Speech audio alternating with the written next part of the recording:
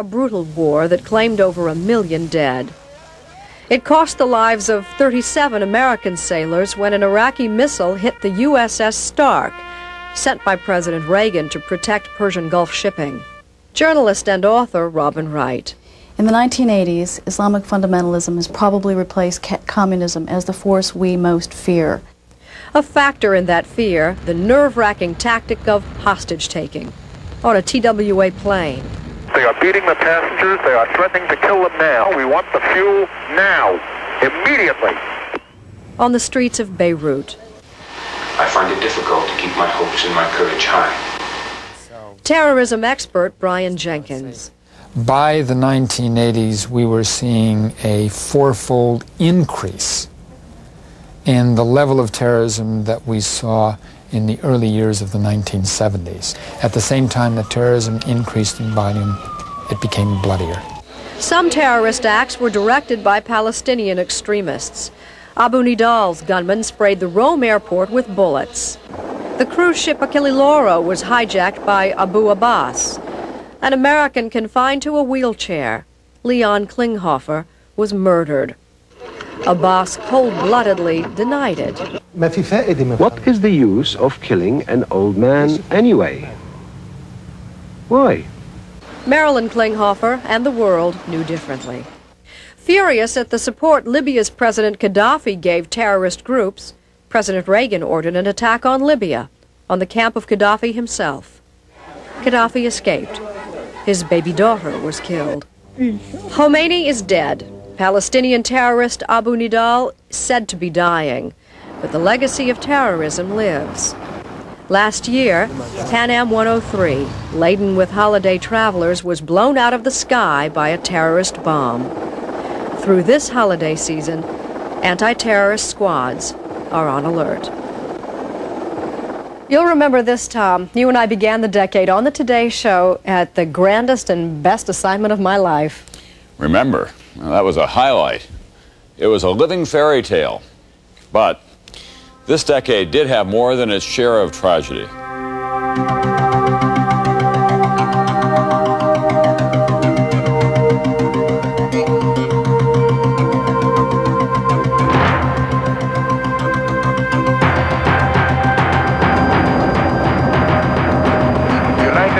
Paratroopers have invaded Grenada with helicopter gunships. Not even sure why we're here. It isn't nutmeg that's at stake in the Caribbean and Central America. It is the United States national security. We owe it to ourselves, as well as to the people of El Salvador, to continue to support these courageous people. We shall be free in South Africa.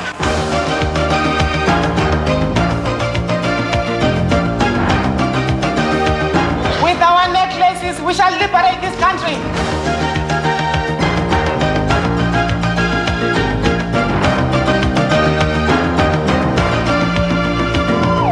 All attempts to destroy democracy by terrorism will fail.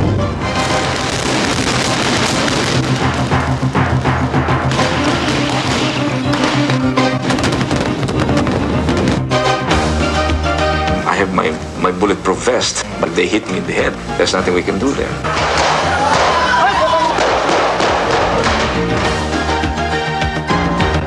I have no experience in cheating, stealing, lying, or assassinating political opponents.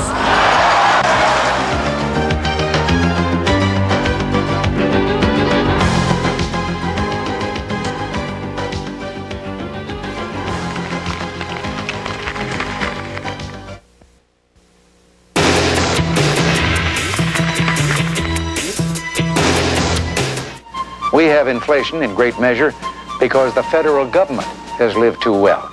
I have great confidence in the sound judgment of the American people.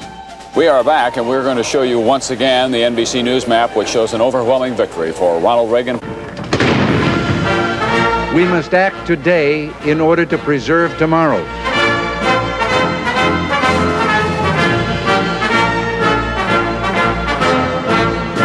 I will not make age an issue of this campaign. I am not going to exploit for political purposes my opponent's youth and inexperience. Mr. Reagan will raise taxes, and so will I. I almost resent Vice President Bush, your patronizing attitude. Where's the beef? NBC News now is able to project the re-election of Ronald Wilson Reagan. I'm going to do it just one more time. You ain't seen nothing yet.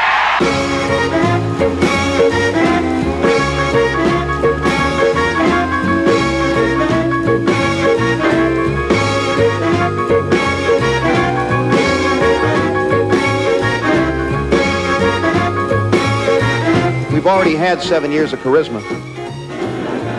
Maybe a little competence might be in order. My friends, flag sales are doing well, and America is doing well. Now, Michael Dukakis says he wants to do for America what he's done for Massachusetts. Friends, this is garbage. Read my lips.